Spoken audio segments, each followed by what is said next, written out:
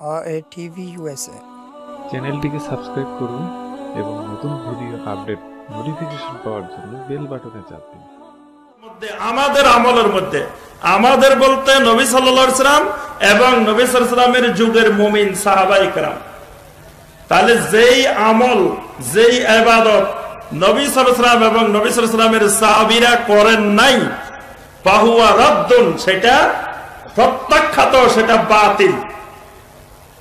তাহলে আমাদের আজকে অনেক বড় বড় মুনাজির, বড় বড় বক্তা ভাই, তাদেরকে বলতে শুনি ইল্লাল্লাহ জিকির জায়েজ, ইল্লাল্লাহ জিকির জায়েজ। ঠিক আছে, ভালো কথা, যদি জায়েজ হয় আমরাও করবো সবাই মিলে।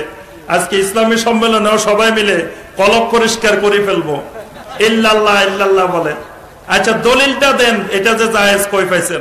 আমরা যে কথাটা বলতেছিলাম, আমরা দলিল চাই যে নবী সাল্লাল্লাহু আলাইহি ওয়াসাল্লাম এবং নবী সাল্লাল্লাহু আলাইহি ওয়াসাল্লামের সাহাবীরা করছেন কিনা।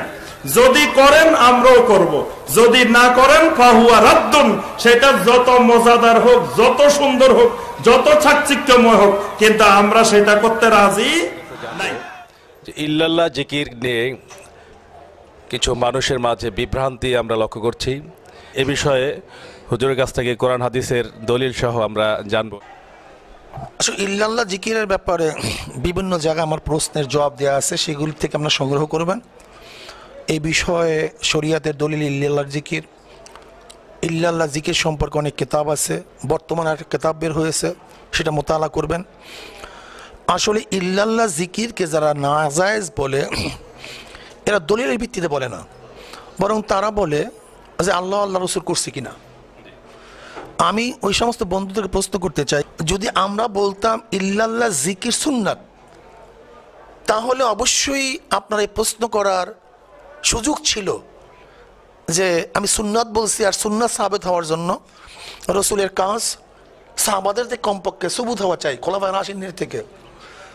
কিন্তু আমরা বলছি জায়েজ, আর জায়েজ সাবেত হওয়ার জন্য সরাসরি আল্লাহ রসুল থেকে কোনো কাজ বা খোলাফায়ে রাশিদিনের কোনো কাজ বা ফেল বা কৌল প্রকাশিত হওয়া জরুরি না। যেমন যদি আমরা মনে করি বর্তমান জমানায় দিনের যতগুলি শোভা আছে, এই শোভাগুলি যদি হুবাহু নমুনা আমি আল্লাহ রসুল থেকে তালাশ করি, দিতে পারবেন? অবশ্যই না। যদি আমি প্রশ্ন করি বর্তমানে যে আমরা কায়দা পড়ি, এই কায়দা কি আল্লাহ রসুলের জামানায় ছিল? বলবেন অবশ্যই না। তাহলে কায়দা পড়ার সুবুত আছে কি নেই? আমি যদি প্রশ্ন করি বুখারী শরীফ আল্লাহ রসুলের জামানায় ছিল? অবশ্যই না। আমি যদি প্রশ্ন করি কোরআনের মধ্যে জের জবর পেশ তাসদীদ কি আগে ছিল? অবশ্যই না। তাহলে আমরা বলবো জের জবর তাসদীদ দেয়া কোরআনের মধ্যে সুন্নাত নয়, জায়েজ। মহিষের গোশ খাওয়া, মহিষের দুধ খাওয়া সুন্নাত না, জায়েজ। বরং উটের গোশ খাওয়া জায়েজও সুন্নাত, বকরির গোশ খাওয়া জায়েজও সুন্নাত, যেহেতু নবী থেকে সুবুত। আল্লাহ নবী যা করছেন, যা করতে বলছেন, যদি এটা হামেশা করে থাকেন, কোনো সময় না ছাড়েন ওয়াজিব, অধিকাংশ সময় করছেন সুন্নাত মুআক্কাদা, মাঝে মাঝে করছেন সুন্নাত। কাজে সুন্নাত এক জিনিস, জায়েজ আর এক জিনিস।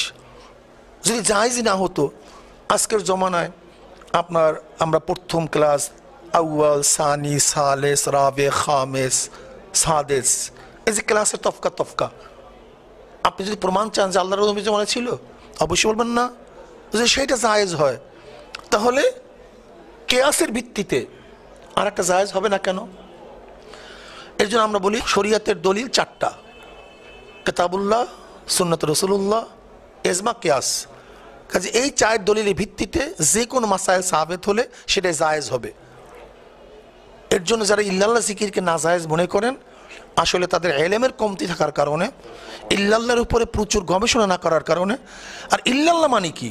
এটা তো আল্লাহ পাকের নাম, যিকর মুফরাদ। আর যিকর মুফরাদ বিল ইত্তেফাক জায়েজ। মুসলিম শরীফ হাদিসের মধ্যে আসছে লা তাকুমু সাআত হাত্তা ইয়াকুলু আল্লাহ আল্লাহ, তা ইল্লাল্লাহ তো আল্লাহই। আর ইল্লাল্লাহ তো কোরআনের আয়াত। আর আল্লামা শাফি রাহমাতুল্লাহ আলাইহি তিনি বলেন লা ইলাহা ইল্লাল্লাহর অর্থই হলো ইল্লাল্লাহ, উদ্দেশ্য হলো ইল্লাল্লাহ। লা ইলাহা হলো উদ্দেশ্যই না। এটা শাফি রহমাতুল্লাহ কৌল, যে নতুন কিতাবের মধ্যে আসছে। আমি মনে করি যারা মনে করে ইল্লাল্লাহ জিকির জায়েজ নেই, এরা সমাজের মধ্যে বিভ্রান্ত সৃষ্টি করার জন্য।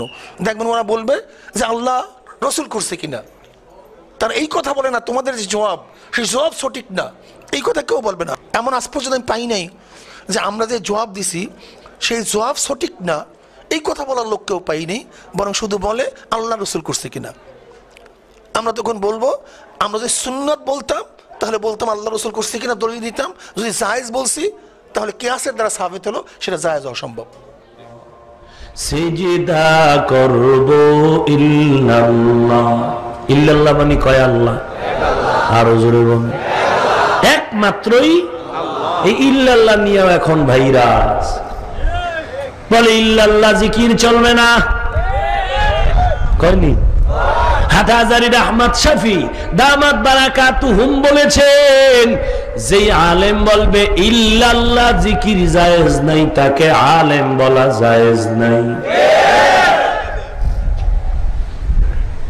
কুল লা ইয়ালামু মান ফিস সামাওয়াতি ওয়াল আরদিল গায়বা ইল্লাল্লাহ। আহা, কত ফেতনায়